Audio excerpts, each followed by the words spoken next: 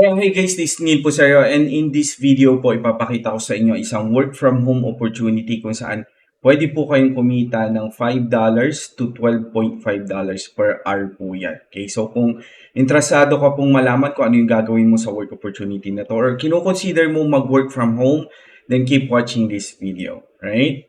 Alright, so para po dun sa mga interesado dito sa work from home opportunity na ito, nandiyan po yung listing sa baba kung if gusto mo na po siyang i-check and gusto mo na pong i-try mag-apply. Okay, so nandiyan po yung link sa baba. I-click mo lang po yun. Alright, so ang gagawin daw po dito sa work opportunity na ito is Etsy marketing. And basically ang gagawin mo po is ipopromote mo po yung store ni client through social media. Okay, so basically ang gagawin mo is more on Facebook advertising and social media management. So ikaw po yung magagawa ng mga posting, ikaw po mag-a-advertise, mga ganun. So if may knowledge ka po about social media marketing and Facebook advertising and any e-commerce na idea po or knowledge po, pwede ka pong mag-apply dito. Since hindi mo naman po i-manage yung Etsy store, ang gagawin mo lang is basically i-manage o ipopromote yung mga products. Kahit po hindi Etsy po yung background mo eh. Kahit na po siguro Shopee tuloy sa isip ko, sorry, Shopify yon, eBay, Amazon, ganun. Pero mas maganda if Etsy sana yung knowledge mo. Pero i-try mo pa rin po kasi ilang beses na po ako na-hire na hindi po masyadong related yung experience ko po dun sa pinag-a-applyan ko po. Dinaan ko po sa Smile. Joke po. Dinaan ko po sa nag-focus po ako doon sa sa strength ko po. Okay? So i-try mo pa rin po. Okay? I-try mo pa rin po mag-apply. Para naman po dun sa mga interesado po na matutong mag-work from home, keep watching this video kasi mamaya-maya po ipapakita ko sa inyo kung paano kayo mag-start working from home po. Right?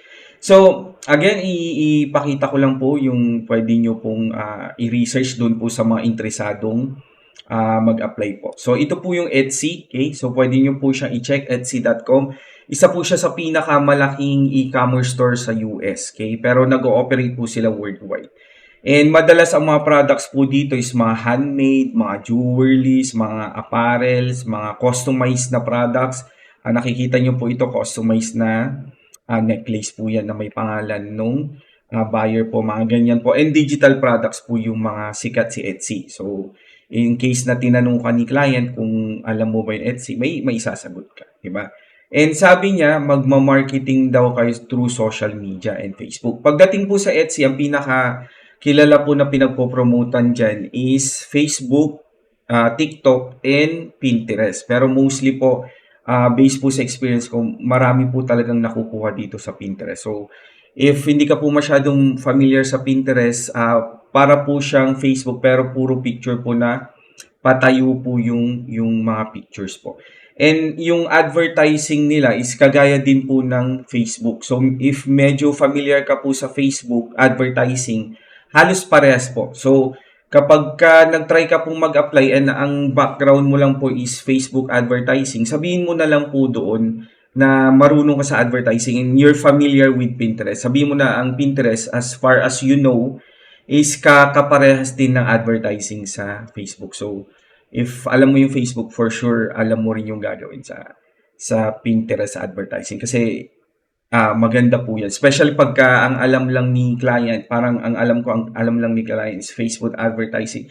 Idagdag mo rin yung Pinterest. Sabi mo, very familiar with Pinterest advertising. As far as I know, most Etsy shop owner promotes on Pinterest and they're getting better results. Mga ganun para ma-impress si client. Maging curious siya sa iyo. Okay? And madalas po gumawa ka na rin po ng mga sample na mga post po sa Facebook. Okay? So gawa ka po, pwede ka pong gumawa dyan sa Canva if hindi ka po familiar. Gawa ka po na baka manghingi si client ng ng mga sample na mga posting mo. Okay? So i-ready mo lang just in case. Kasi wala pang na-hire, oh. Sayang po. Lilima pa lang po. 5 to 10 pa lang po yung nag-propose. Pero usually mas konti po dyan. Kaya wala pang ini-interview si client. So, i-try mo lang po. Napakaganda po nito opportunity na to. I-compute pala natin kung magkano. Okay, so 12.5 times 55, yan po yung conversion ng peso to dollar, times 40. Okay, so 40 hours per week. So 27,500 pesos po yung pwede mong kitain on a weekly basis. Wow na wow. Wow na wow. Yan po yung pwedeng i-offer sa inyo ng work from home. Yung 27,000 na po yan. Kita na po yan ng most ng karamihan po sa atin, di ba? Na nagtatrabaho po sa office, kailangan bumiyahe ng 2 to 3 hours sa office, pabalik 2 to 3 hours na naman po. Dito nasa bahay ka lang, and yung kinikita nila ng isang buwan, pwede mo pong kitain ng isang linggo. Okay? Times 4 pa po yan kasi pang isang buwan, 110,000 pesos. So, wow na po yan. So, yan po yung pwede i-offer sa inyo ng work from home. Okay? So, para po dun sa mga interesado po na matutong mag-work from home, gusto nyo na pong nasa bahay lang kayo, gusto nyo alagaan yung mga anak nyo, more time with your family, with your loved ones, or gusto mo lang ng more time or gusto mo lang kumita ng mas malaki. Okay, nakita mo na, oo nga no, Sir Neil, pwede kang kumita ng 110,000, nasa bahay ka lang, di mo kailangan mag-abroad, para mga ganon.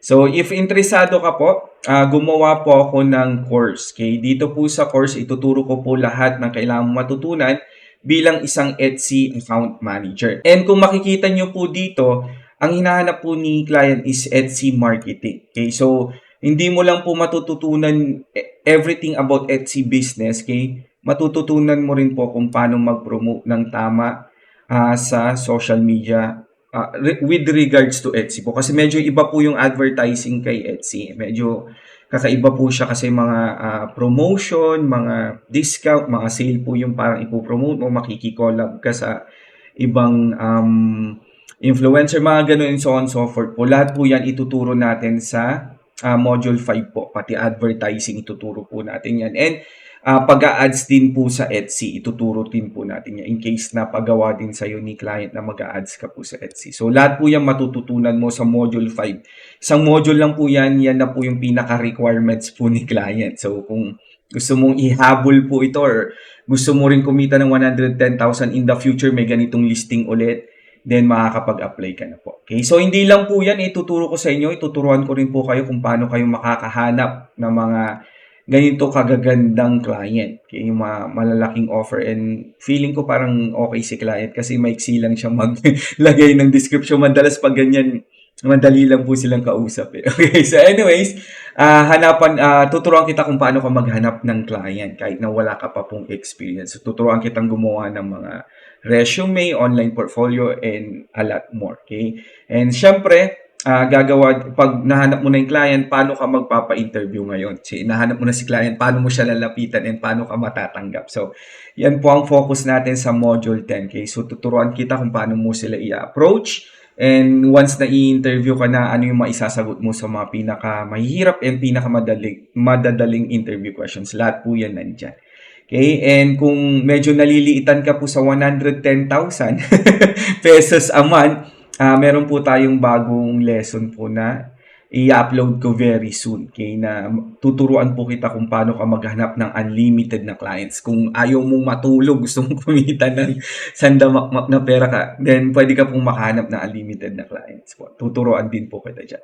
And syempre, hindi lang po natatapos dyan ang ating support dahil meron pa po tayong weekly webinars. Okay? Ito pong webinars, tuturuan po kita na magpa-practice po tayo. Okay? So, halimbawa ako po yung potential client mo, ikaw po yung parang applicants. And halimbawa may nakita po tayong magandang listing na ganito, ito po ipapractice natin. So, tatanong kita, can you give me some of your sample posting, and can you describe the process on how you do your posting, and what kind of posting do you usually do?